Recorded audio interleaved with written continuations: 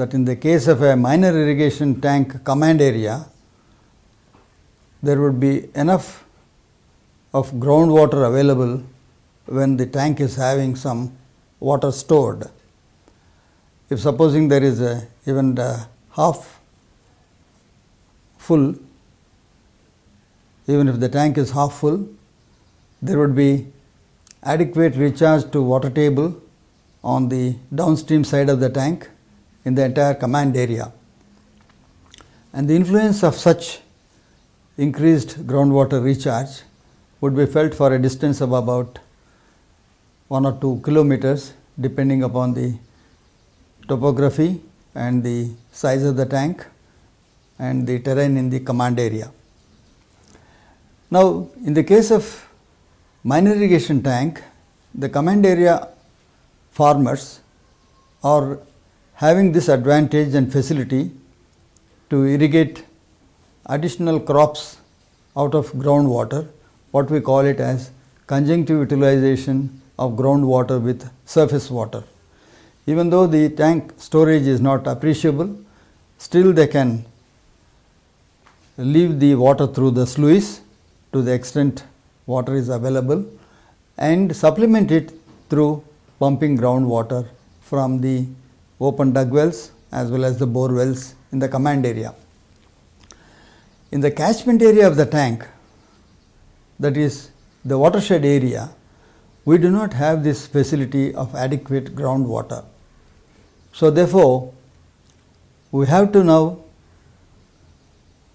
construct several works in order to see that the groundwater availability in the upper areas, in the catchment areas near the ridge boundaries may have adequate groundwater in the dug wells there. As we have already discussed, one method of making this groundwater available is through recharge through percolation tanks, and especially the mini percolation tanks which are there already according to the concept. The command area under the mini percolation tank, or in other words, the downstream area under the mini percolation tank would have enough of groundwater recharge, something like the recharge that happens in a minor irrigation tank. So, in all these activities, we ensure that the facilities of groundwater that are already available in the ayacut of the tank are made possible in the catchment area of the tank as well. So, the watershed development should lead to giving facilities of groundwater in the catchment area of a tank similar to that of the facilities available in the ayacut area of the tank. Now, we will go through one sketch to illustrate how this can be done. This is the minor irrigation tank in cross section, and this is the FTL, full tank level of water stored in the tank, and supposing this is the ground level, and in the ayacut, that is the command area of the tank, we have a dug well. These are all figuratively represented. When there is no water in the tank, the groundwater in the well would be at a lower level. When the tank gets its water, even 1/4 full or half full, there would be recharge to the water table due to percolation and the seepage, and the water table level will increase from this low level to a very high level, that is at a shallow depth of 2 meters below ground level, we will be able to get the water table. In some wells, we see the water table coming right up to ground level, and in some other cases, the water overflowing the wells in the command area. So, this is possible because there is a storage here, there is a deep percolation and the seepage water recharging the water table and the water table coming up. Therefore, the whole phenomenon occurs on account of impounding the storage and spreading the stored water in the submersion area, and that results in recharging the water table. If supposing such a similar condition can be brought in the catchment area in the upland areas, we will be able to achieve the same result of increasing the water table level from a lower level to a higher level. This is what has happened already wherever such mini percolation tanks were constructed. We will now go through the aspect of desilting the tank bed of minor irrigation tanks. There is a common feeling that when watershed development works are executed in the catchment area of the tank, there would be reduction in inflow into the tank, and to that extent the tank command suffers for want of water. Now let us see how far this would be valid, and if it is valid, to what extent. For the purpose of understanding the whole problem, we can divide the tank or the various tanks into broadly three categories. The first category is where there is adequate yield in the catchment and yield more than what the tank needs. That means there is surplus yield in the catchment area of the tank, and in such a case, even if the watershed development works such as mini percolation tank and various other structures are constructed, there won't be any adverse impact with regard to the flows into the tank. That is because there is surplus yield in the catchment area. So with regard to such tanks, there is no problem with regard to the yield getting reduced. Now a second category of the tank would be that where the yield is just sufficient for the tank's requirements.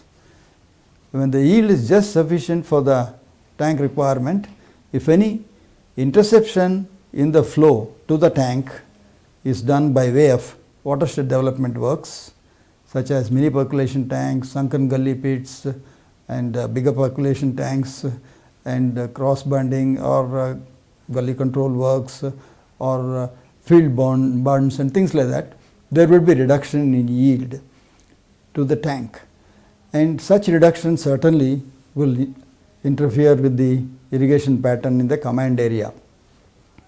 Now in such a case, let us examine whether the tank is already silted to some extent. For example, many of the tanks were constructed several decades back and some of them several centuries back, and all such tanks have got silted up. That means they don't have the same storage as was earlier. Supposing earlier the storage was, live storage was about 20 million cubic feet, the live storage would have got reduced to 10 million cubic feet. That means even if the yield is reduced by means of these watershed development works, still there will be adequate flow into the tank to fill the tank. So therefore, this type of silted tanks, there is no problem with regard to the yield, even though if it is exploited or yield is utilized in the various watershed development works, the tank will not suffer because it has already got silted up to a certain extent, and the live storage in the tank will easily get filled up with the yield that is coming from the basin. That is the second category. Now the third category is the tank is not silted up and there is interception in the flows through watershed development works. So in such a case, there will be certainly an adverse impact with regard to utilization of water in the command of the tank. Now in such a case, a policy decision has got to be taken with regard to how much of water can be intercepted in the catchment area, that is the watershed, and what is the upper limit for this. Sometime back this was considered during 1980s when I was Chief Engineer Minor Irrigation, and we thought that a 25% utilization of the yield in the catchment for the purpose of watershed development works would be all right, which means 75% of the yield goes into the tank and it gets reduced only to the extent of 25%. To that extent, certainly the tank ayacut gets affected. But here we have to consider two issues of equity. One is the upper reach farmers, they are relatively poor, that is the catchment area farmers who are having lands in the ridge boundaries and uplands, they are relatively poorer when compared to the command area farmers who are having wetlands. And the equity is that some water from the catchment area will also have to be apportioned for these relatively poor farmers living in the upland areas. So that becomes an equity issue of social nature, where certain quantity will have to be used for the benefit of the underprivileged or poorly placed farmers when compared to better placed farmers in the command area. The second issue is, how is this tank getting water at all? It is from the catchment area.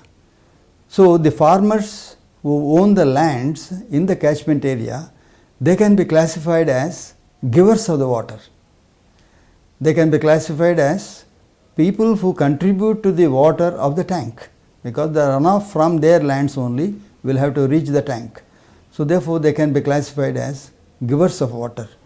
And for the users of water are farmers who are on the downstream side of the tank in the ayacut area, and they are the users. So the giver should have some sort of a eligibility, or we may call it also some sort of a right to utilize some portion of his water in his fields. So that way also, when you consider that the giver also should have some share of water to be utilized in his field, then this 25% share of water coming from the catchment area would be perhaps a just solution. Now the entire quantity of water, supposing it goes to the command area requirements, then the catchment area farmer is put to a disadvantage, in the sense he cannot use the water, he cannot have the facility of groundwater recharge, and he will not be able to use groundwater also, because the recharge devices will not be there, and therefore he will continue to be the loser. Now let us see whether the command area farmer loses anything. Now we thought about the conjunctive utilization of groundwater with surface water. In the command area, the farmers can have low cost dug wells, and they can pump the groundwater from the dug wells and supplement the surface water irrigation through groundwater, what we call it as conjunctive utilization of groundwater with surface water. They have this facility of using groundwater in the command area of the tank, whereas the farmers in the uplands, that is in the catchment area of the tank, that is the watershed, they don't have this facility of utilizing groundwater, because they just don't have groundwater in that area when there is no recharge there. So therefore, from the point of facility of irrigation for the upland areas, we require the water to be impounded in the various watershed development works to be used by the farmers there to pump groundwater and things like that. Even though the command area farmers are deprived their legitimate, or what we call a riparian right enjoyed earlier to the extent of 25%, still there is a solution how they can overcome that. That is through groundwater, and they have the facility of adequate recharge to groundwater, so they are not ultimately put to any loss or inconvenience. The only thing is they have to orient themselves to use the groundwater along with surface water. That is pertaining to the yields in the minor irrigation tanks. Now let us go to the another subject, that is desiltation of tank beds. This desiltation of tank beds is going on in a very intensive manner during the past 1 year, and during the Niru Miru phase 4